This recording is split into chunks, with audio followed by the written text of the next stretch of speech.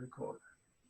Hi, I'm Laurel. I'm a youth ambassador at Attentive Social Enterprise, and I'm here today with Montel, our coach and mentor, who's going to be teaching us middle game tactics. Over to Montel. Hi, how are you, Laurel? I'm good, thanks. I'm good. Great. Okay, so from this position, what I'm going to do is to teach you to think ahead and how to break down a strong defense. Okay. Most people get to the middle game and they're not quite sure what to do. Now, what we are doing is we're playing as whites, okay? Okay. And we are making an assumption that black will do what they think is their best move. Yeah. Now, what the plan is because we've done a king king's gambit. The idea with a king's gambit is we play the e pawn, they play the e pawn, then we play the f pawn. They come off here, so we dominate these two squares in the middle. Okay. We bring out our knight, and the reason why we bring out our knight is to stop the queen from coming down here to call check. If it came here to the h4 square, because he's got the pawn there, we couldn't push with that pawn to get it off. The idea is for us to castle on the queen side. The hope is that we want them to castle on the king side. Okay. Because without that, these pawns, we can swap these off, and we can mount an attack over here. Okay. Now, a lot of players in chess, as you know, they play for points. Yeah. So what we're going to do is we're going to see if we can sacrifice some points to put us in a better position. Okay. So in this particular position, we are in a position whereby it's black to move, okay? And in terms of their options, they're probably, many players will bring out the bishop, and probably, as you were mentioning a short while ago, to call check. Yeah. Now, calling check, it might force out the c pawn. Now, the reason why I personally wouldn't move out the c pawn is because I want to castle over here, and because the king will be on the c square, it'll be quite exposed to a queen attack. Yeah. Okay. Yeah, that makes sense. So, and I wouldn't move out the bishop because they may do an exchange. Bishop would be okay, but I'll probably develop the knight, because if I move the knight, then I have to think about what my next move would be. My knight here could come to the e square, or it would also be defending the bishop. Yeah. Okay. So what's happened here is the bishop has came out and called check. Okay. We've moved the knight, and then they've castled. Okay. Then we moved up the pawn, and then they moved back one. Okay. Because they moved back one, they got moved. So then we moved up the knight from f3 to g5. Now, what will happen in this situation is people don't like a knight getting towards the king. Yeah. So what I want is to control that H flank with my pawn and my rook. Okay. So I'm going to hope they threaten me with the H pawn. If they threaten me with the F pawn, that's fine. I'll take it with my E pawn. Yeah. Okay. But what I also want is I have to be careful with my E pawn to begin with, because I don't want them to move their F rook over to that flank. Oh yeah.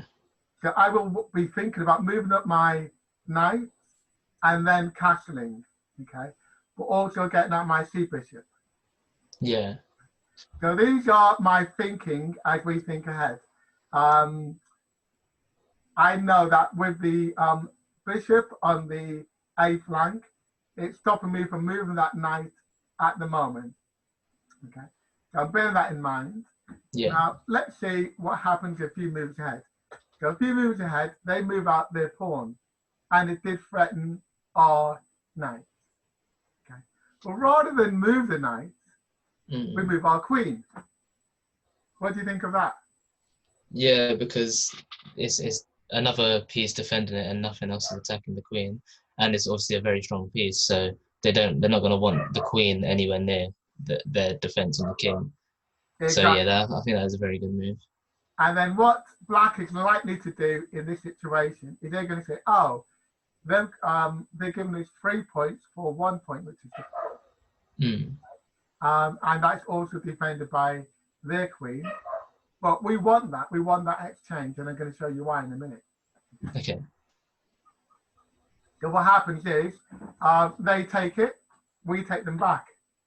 Yeah. Now, if you can see, all the flank here, we control it with our rook.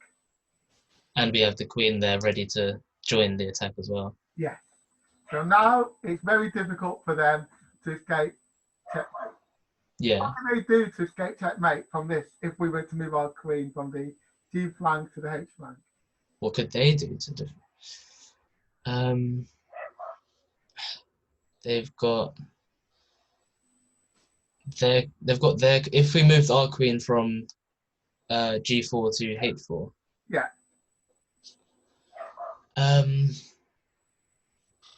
I'm seeing that their queen is there too, but it would be defended by the pawn, so it wouldn't be able to just take the queen if it did move there because the pawn's in the way. They could try and do. I don't know. They could try and. Okay, go on. The only move that black could do.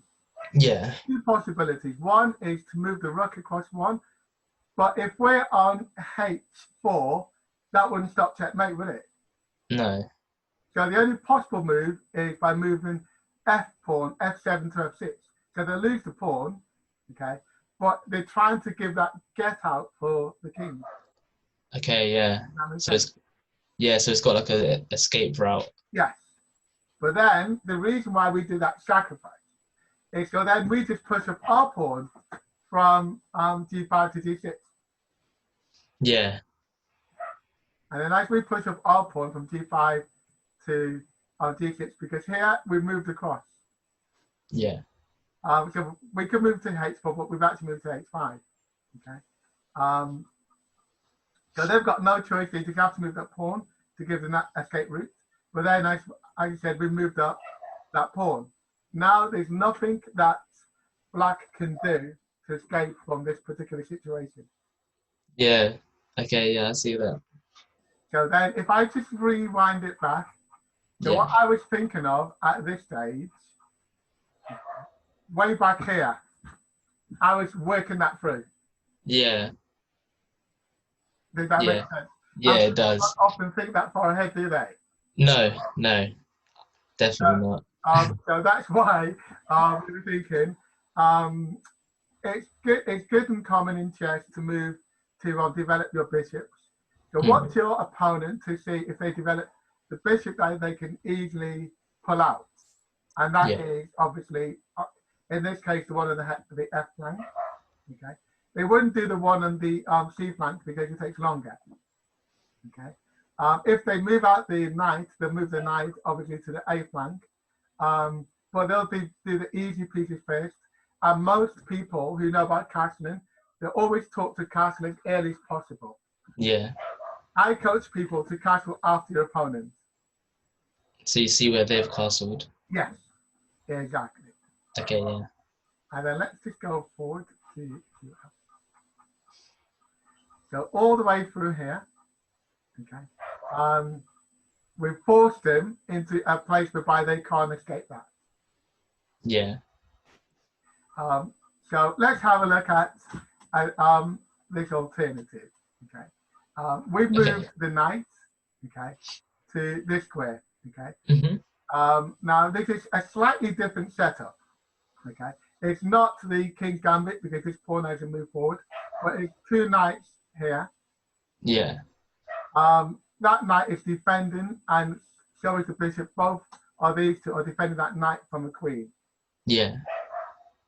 So your opponent has castled on the king's side. It's quite a strong attack. I mean, it's quite a strong defense for black.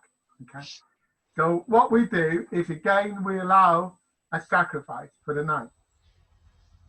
So what black has done is they've moved the pawn, and rather than retreat with our knight, we let them take it. Yeah. Okay. So if you let them take it, then what happens? We can then use our knight to take their knight, and it's still defended by the bishop. Yeah. Okay. Now, what they've done is they've moved their bishop to take this pawn, and that pawn is threatening our rook. Okay, you can see that's threatening our rook. Okay. Yeah. And the queen can't take it because the knight is defending Defending it. the bishop. Okay. So from this situation, what would you do if you were white? You're playing as white.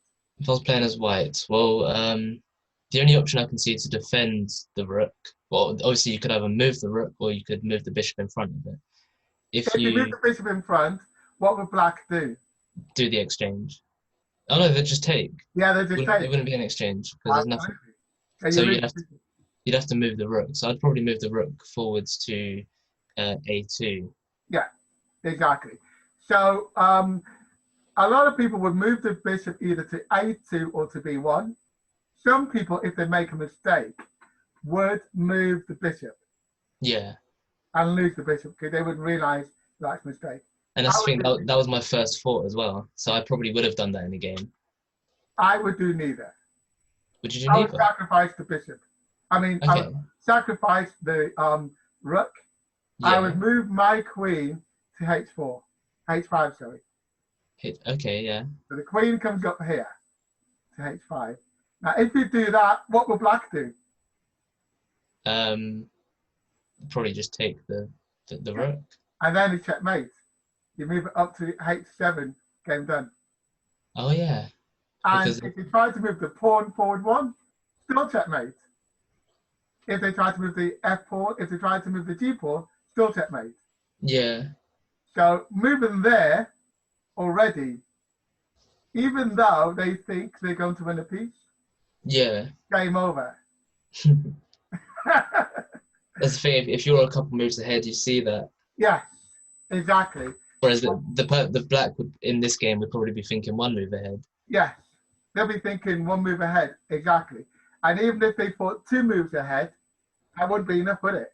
No, it wouldn't. 3 or 4. Yeah. 3 or 4 would be about right. Okay. Now, if they were really thinking, black was thinking 3 or 4 moves ahead, do you know how they can get out of it? How can I get out of this situation? Yeah.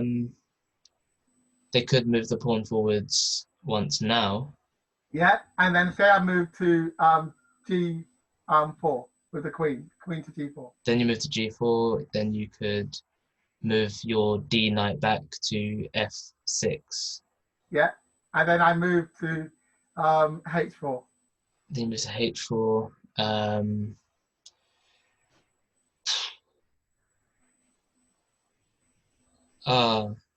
I don't know.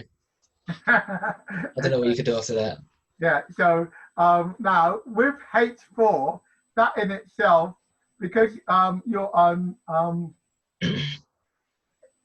you're here, yeah? Yeah. You're here or you're here? Are you E7 or H, I mean... The knight? Yeah. I'd move it to F. Oh, wait, no, if you move to F, it would be taken. So it would have to be... But then that wouldn't really be defending it. No, it wouldn't be defending it. There. Yeah. So you couldn't really, that wouldn't be a good move to defend. No. Or, no. I was going to say if you did that and sacrificed it, then you could move your pawn forwards and that would free the bishop. Yeah, exactly. So the only way to get out of this, as you're saying, is to make a sacrifice. The best sacrifice is to sacrifice your queen. Queen? Because if the queen takes the knight, okay, then the bishop takes. Now, because the bishop takes, yeah, you're 6 points down, but you prevent the checkmate. Yeah, true. Okay, yeah, I see that. And then you take the rook. So you'll have 2 pieces. Yeah, and they've only taken just your queen. Yeah. So you either won, you'll have 8 for 9 points. Even though it looks like a big loss with like 9 points. Yeah. But sometimes you sacrifice the queen or any other piece to either prevent checkmate or to get checkmate. Yeah. Does that make sense? Yeah. Yeah, it does. So here, the queen moved up to that square, threatening checkmate. Very, very difficult for this to defend against, even though at this stage, not like the other one whereby we had the rook controlling the H flank, even though we've not got that, we can still move down to H7 and call checkmate.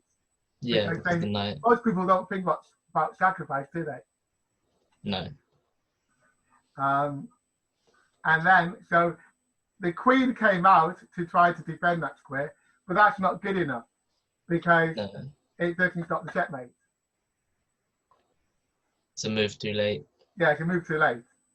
Okay, does that make sense? Yeah. Okay, so what I'm going to do now is end this video, and then we'll do another video. Okay.